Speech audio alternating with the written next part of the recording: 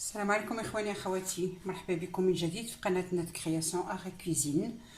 كنتمنى تكونوا كلكم بخير وعلى خير، وان شاء الله بما ان بقالنا غير هذا النهار هذا بالسلامه والعافيه، والنهار ديال غدا ويتطلق سراحنا.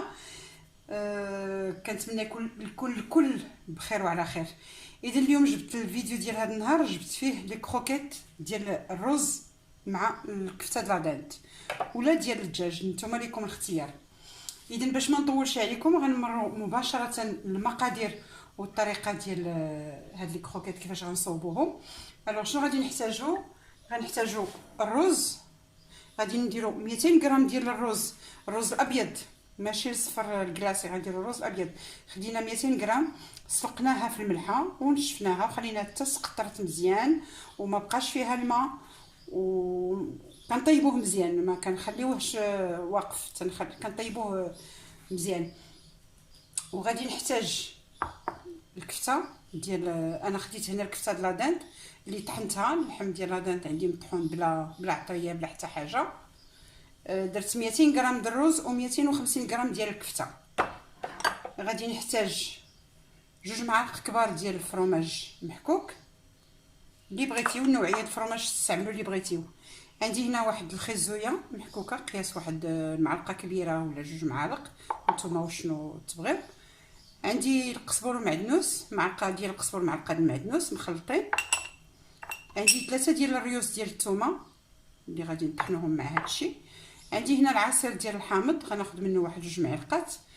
وعندنا ملحه والابزار باش غادي نسمو الماكله ديالنا لا اكثر. هادشي اللي غادي ندير. اذا غادي نمروا للطريقه. اول حاجه غادي ندير هي انني غادي نطحن هذا الرز هذا اللي سلقت ونشفتو، كنسلقوه بيان سور بالملحه. غادي نديرو نطحنو في لو روبو ديالي، اي روبو عندكم، غادي نطحنو هذا الرز هذا. بسم الله توكلت على الله.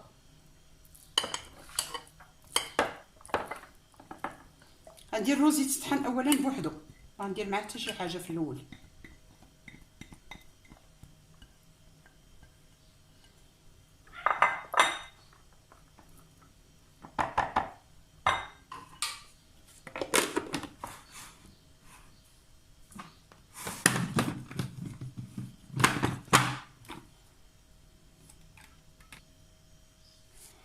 لان الرز ديالنا هو طحنتو، غادي نزيد عليه دابا الكفته اللي عندي باش نخلط كلشي في الغوبو وعاد نديرو يتطحن. هاد المقادير اللي عطيتكم كمرحله اولى اللي غادي نحتاجو كمرحله اولى، حيت عندنا 2 المرحلات. غادي ندير معاهم خيزو قياس واحد 2 المعالق. غادي ندير فرomاج حتى هو.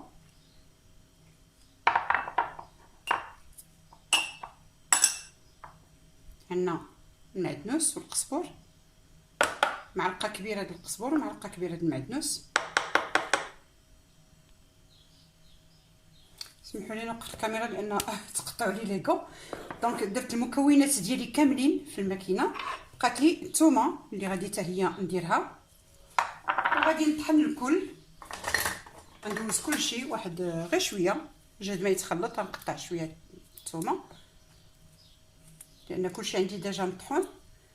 غادي نقطعوها وغادي ندور كلشي في الروبو، وعاد غادي ندير العطريه ديالي. كيف قلت لكم هذه كمرحله اولى.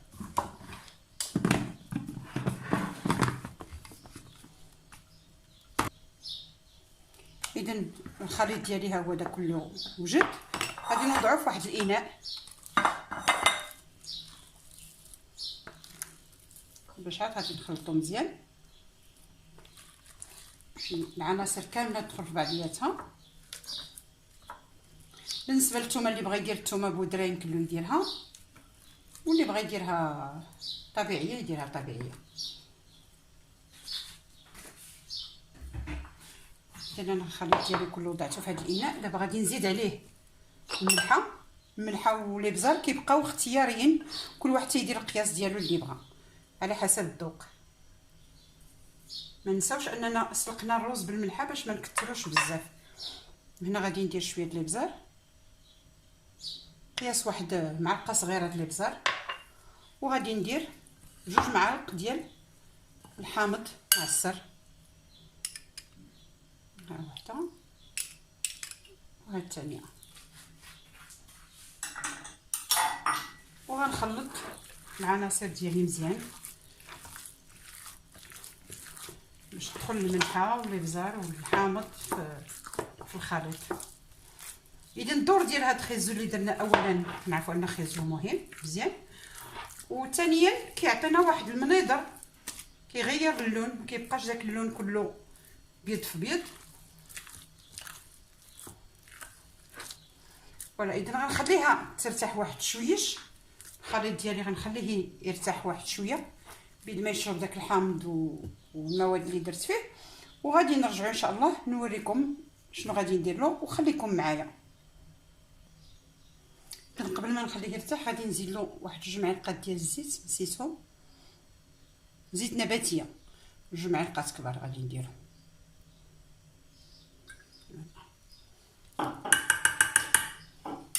صافي وغادي نخلط المواد ديالي كامله بداك الزيت اللي وضعت. النطر ديال الثوم ما تطحنش مزيان. غنخلط كلشي ونخليهم جهد ما يشربوا شويش، لان الخليط في الاول تيكون شويه خفيف على ما يعقد شويش الخليط، لان الروز ملي كيتطحن كيخفف. اذا على ما يعقد غنغطيه بواحد البلاستيك اليمونتير ونخليهم يرتاحوا شويه، وعاد نوريكم شنو غادي نديرو ان شاء الله. اذا اخواني اخواتي، من بعد ما خلينا الخليط ديالنا ارتاح شويش باش يقبض راسو، غادي نمروا للمرحله الثانيه. المرحله الثانيه غادي نحتاجوا فيها 2 ديال البيضات اللي انا طربتهم مع شويش ديال الملحه. وهنا عندي لا شابلور، انا درت لا شابلور على 2 الاشكال، خلطت 2 الانواع ديال لا شابلور. درت لا شابلور العاديه الصفراء اللي كنعرفوها ديال هذا، ودرت لا شابلور البيضاء. هاد لا شابلور البيضاء رائعه جدا، كتعطي واحد القرمشه لي كروكيت ديالنا كيجيو روعه بها. اذا هادي ما غنحتاجو نديرو لها حتى حاجه، غير لا شابلور البيض. البيض راني درت له الملح. دابا غنمروا غنبداو ناخذوا الخليط ديالنا، كناخذوا شويه من الخليط، كاس معلقه، نديرو كويرات ونحاولوا نبسطوهم شويش في يدينا، ما نخليهمش مكورين، نحاولوا نبسطوهم. وغادي نوضعوهم في البيض. كنتمنى تكون لا فيديو واضحه. غنوضعهم في البيض، ومن البيض غادي نهز الكرسه ديالي وغنحطها في لا شابلور.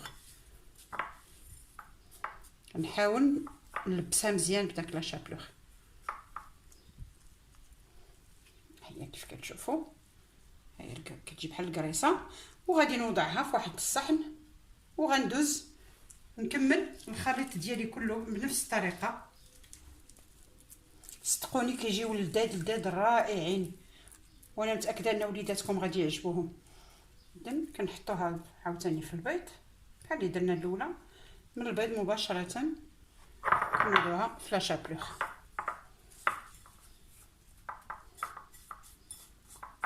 وغنحتاجو بطبيعه الحال الزيت فاش غنقليوه.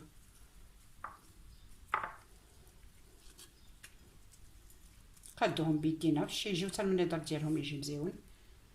هادو نبقى هكذا نستمر تنكمل الخليط ديالي كله ونرجع عندكم ان شاء الله. اذا اخواني اخواتي، الخليط ديالي انا كملته كله. هانتوما كتشوفوا راه تبارك الله تيعطي الخير والبركه. هنا عندنا غير 200 غرام ديال الرز و250 غرام ديال الكفته ديال اللحم مفروم، ماشي شي حاجه كثيره، وبورطون تيعطي تبارك الله بزايد. اذا يمكن لكم تقليوهم كاملين، وكيف كيمكن لكم تصوبوهم وديروهم في دي بواط اللي كيدخلوا للكونجيلاتور، تغلفوهم بالبلاستيك وديروهم في لي بواط وتبداو تقليو لا كونتيتي اللي بغيتيو. ولا الا كان العدد كثير ديال الناس عندكم في البيت ديالكم، يمكن لكم تدبلوا القياسات او ديروا القياس اللي بغيتيو. حنا هنا كنوصلوا الفكره، مجرد فكره وللتذكير فقط. هذه اول مره هاد لا غوسيت غادي تنزل في اليوتيوب، راه ما كايناش، هذه حصريا غادي تنزل في اليوتيوب لاول مره. وصدقوني انها كتجي رائعه. انا درتها وعودت وكنعود لوليداتي تتعجبهم بزاف. وفي نفس الوقت الوليدات اللي ما تيكونوش اللي ما كيبغيوش ياكلوا الروز او ما تيبغيوش ياكلوا الخضره كندخلوا لهم شويه د الخضر في هاد الاكله هذه. بالنسبه لا شابلور البيضه اللي قلت لكم هي هذه، انا بغيت نوريها لكم. ها هي دي كتجي رائعه، راها كتباع بالعبار عند اللي كيبيعوا المواد الغذائيه. كتباع بالعبار، كتاخذ القياس اللي بغيتي، او بغيتي تصوبها في دارك تنصوبوها بالبطاعه الخبز فقط، الخبز الابيض، البطاعه ديال الخبز الابيض الفورس اللي كتكون عندنا. كناخذوا غير البطاعه ديالها وكنيبسوها، كنطحنوها وكنصوبوا بها هذه. وفي الطحن ما كنطحنوهاش حتى كتولي غبره، كنحاولوا نخليوها شويه حرشه كيف كتشوفوا. ها انتم انا نقرب لكم الكاميرا. ها هي شتيوا كتكون شويه غليظه. هذه كتعطي واحد القرمشه رائعه لهاد لي كروكيت ديالنا. بالنسبه لا فورم تيمكن لكم ديروا لا فورم اللي بغيتيو، دائره كيمكن لكم تكوروهم، تيمكن لكم ديروهم على شكل محربلين، اي نوع بغيتيو. وانا دائما تنقول سيداتي سادتي، علاش؟ لان كنعرفوا ان الاغلبيه دابا ديال لي شيف كويزيني اللي كاينين في المطاعم ولا في لي زوتيل الكبار ولا هادي رجال. لان لاحظت ان اللي هادو الناس اللي كيقدموا البرامج في اليوتيوب اغلبيه سادريس كتهضر غير مع المراه فقط، كتقول لها انتي اختي لا، راه حنا كاينين رجال حتى هما وشبان دابا اللي ولاو كيتعاطاو بزاف لهذا الشيء ديال الطبخ. ومنهم واحد منهم هو الابن ديالي، حتى انا ولدي داير شيف كويزيني وكيعجبو الطبخ وكتعجبو الكوزينه. دونك تنتمناو التوفيق لكل شيء الكبير والصغير. كنتمنىكم كاملين تجربوا هاد الوصفه وتعطيوني الراي ديالكم في التعليقات ودعموني بلي لايك ديالكم. وبالنسبه اللي ما عاد غادي يزوروا اول مره القناه ديالي كنتمنى انهم يضغطوا على زر الجرس ويتابوناو باش يتبعوا يشوفوا لي فيديو اللي كننزل. وكنشكركم جميعا كبار وصغار، نساء ورجال اللي كيزوروا القناه واللي كيدعموني، وكنتمنى انهم يبقاو كيدعمونا باش نزيدوا لقدام ونزيدوا نعطيو وصفات كثر. اذا انا ما غاديش نقليهم دابا هاد لي كروكيت، غادي نخليهم في الثلاجه، غنغطيهم بالبلاستيك اليمونتير وغنحطهم في الثلاجه ونخليهم يقبطوا راسهم حتى ان شاء الله الليل، وعاد نقليهم. ومن بعد ما نقليهم انا غادي نوريكم كيفاش كيجيو رائعين، لا في المنظر ديالهم لا المذاق ديالهم ولا في الشكل ديالهم. اذا ما تمشيوش كملوا لا فيديو حتى التالي باش تشوفوا النتيجه النهائيه شنو هي. وشكرا لكم، وغادي نقليهم ونوريهم لكم. اذا غنمروا المرحله ديال القل. دابا غادي نديروا الزيت ديالنا تسخن. هانتوما كتشوفوا الزيت انا دايره بزايد ماشي في مره والو، لان باش يدخل لهم الطياب حتى من الداخل. هذه من بعد ما خليتهم في الثلاجه قبطوا راسهم واحد ساعتين د المكانه، عاد غادي نمروا نقليوهم وغادي نشوفوا النتيجه النهائيه ديالهم.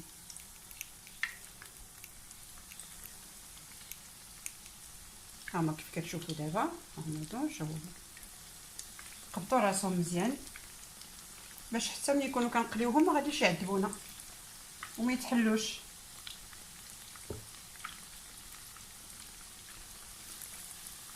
انا ما غاديش نقلي داكشي اللي صوت كله، داك القدر اللي صوت كله، لان ما كاينش اللي غادي ياكلوا لي، غير باش نعطيكم النتيجه كيفاش كيجيو في التالي.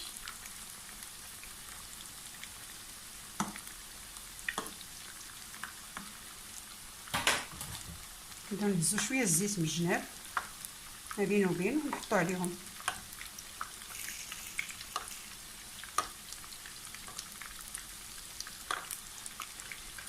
ما تنساوناش من البارطاج باش نستافد كل شيء، وباش حنا عاوتاني نتشجعوا اكثر واكثر ونعطيو الجديد.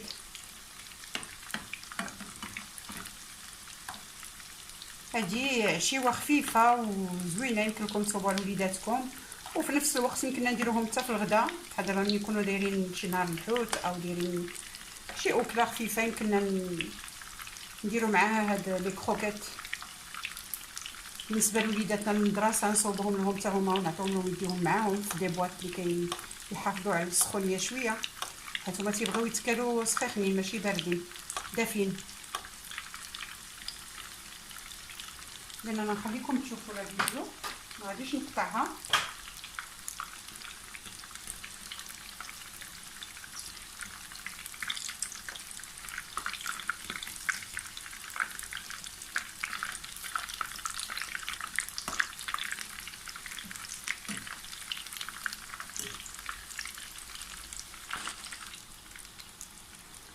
عندنا هما هادو لي كروكيت ديالنا تقلاو، غنبداو نجبدوهم، غنكونوا موجدين البصيل رطاب في قلبو لو بابي ابسوربون باش نحطوهم يتقطروا شويه بطبيعه الحال لانهم مقليين في الزيت. وغادي نوريكم النتيجه النهائيه من بعد ما نزول هادشي كله من المقله. رجعت معكم من جديد. هذه هي النتيجه النهائيه ديال الكروكيت ديالنا. هما هادو كيف كتشوفوا وجدوا مازالين سخان هانتوما، ولا اروع. كيجي فيهم واحد المذاق لذيذ لذيذ لذيذ بزاف، وكنتمنى انكم تجربوهم كيف قلت لكم وتصوبوهم لوليداتكم. ما تيتقاموش غاليين، بالعكس كيتقاموا رخاص وفيهم فيتامينات ومقويات وماكله صحيه جدا جدا جدا. اذا شكرا لكم مره اخرى، وكنتمنى نشوف لي لايك ديالكم كتار، والى فيديو قادم ان شاء الله.